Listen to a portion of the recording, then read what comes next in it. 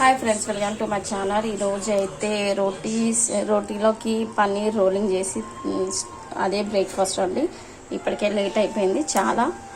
ఇప్పుడు మైదాపిండి తీసుకున్నాను. మైదాపిండిలో గోధుమ పిండి వేసాను. గోధుమ పిండిలో మంచిగా వాటర్ వేసుకొని, కొంచెం నూనె పోసుకొని, నెయ్యి వేసుకొని, సాల్ట్ వేసుకొని, కొన్ని పాలు పోసుకొని తడుపుకొని ఇలా పెట్టుకున్నాను.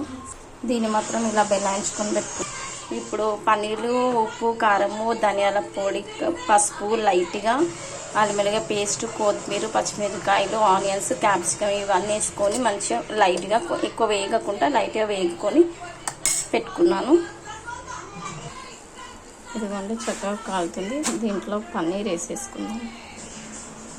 ఇదిగోండి పన్నీర్ కర్రీ ఇలా వేసాను. దీన్ని రోల్ చేసేసుకుందాం.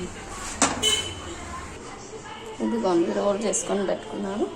ఇప్పుడు మనం దీన్ని నైఫ్తో కట్ చేసుకుందాం.